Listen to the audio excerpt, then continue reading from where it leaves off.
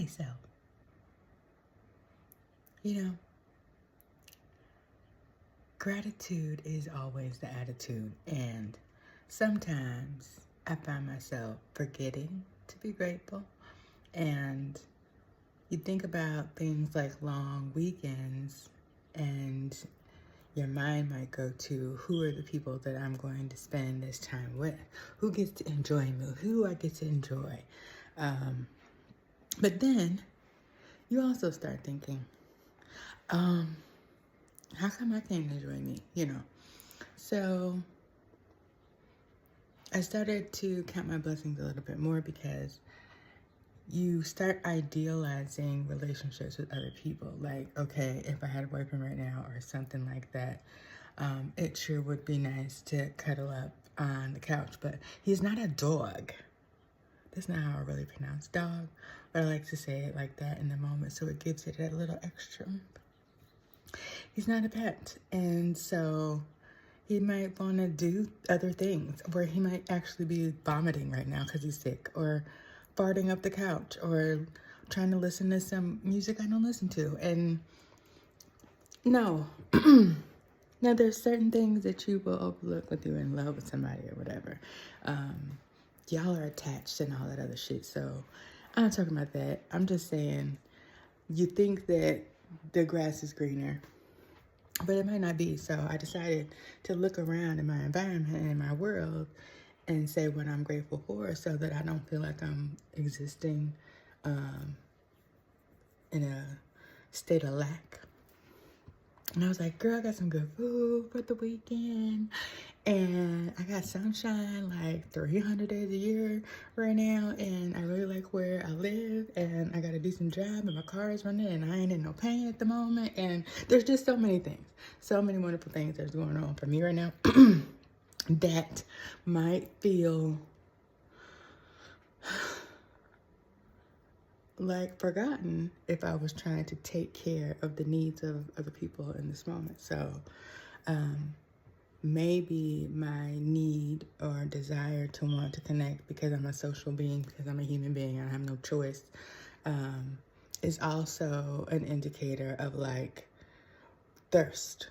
And I mean that in, when you're thirsty, like, you need to drink some liquid, and your body will start giving you signals that you're a bit parched. And so I don't think that my parchment means I necessarily need to be around more people, but I think it means I need to do the things that I really like to do. And I really like to sing karaoke, so I had to get my mic out. I really like to randomly put on long ass ponytails and live my best life. I definitely like sitting out in the yard in the sun, or reading my comic books, whatever the fuck it is. I was like, I can do those things uninterrupted. I ain't got to make no apologies for them or anything. So this is actually called freedom, and it's wonderful, and I love it, and I want to keep it.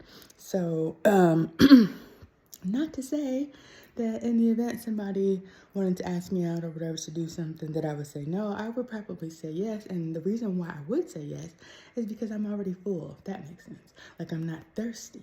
So I'm going because I have enough to give to somebody else without demanding or expecting anything in return. So just a little enlightenment for me. And I'm recording it because at some point I may feel that moment again, like, oh man, I wish I had. Girl, you know what?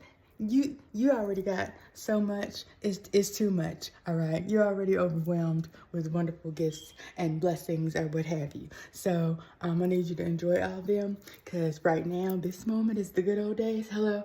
So don't ever feel like you have to do something. Now, if there was a cookout, a real ass one happening, and we could invite people or whatever that was necessarily in the in group but deserve an invitation. What's her name? Miss Kersha Cashel, the artist or whatever, who husband is running the museum or whatever over there. If I ever post this, don't fact check me. Just Google search her or whatever and live your best life too.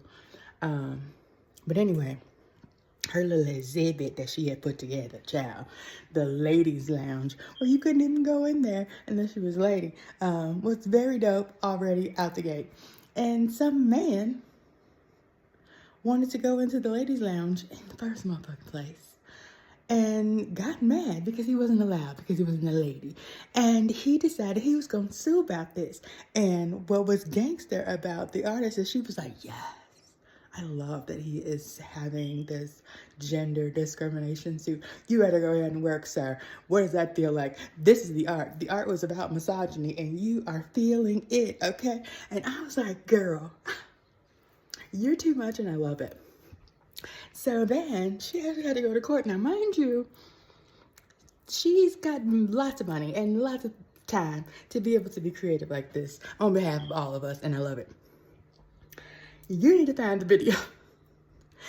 I'm gonna find it when I'm finished talking to myself about it because I love watching it. Her going down to the court for the case, okay? She gonna show up, dolled up or whatever as she can be, with all her girlfriends.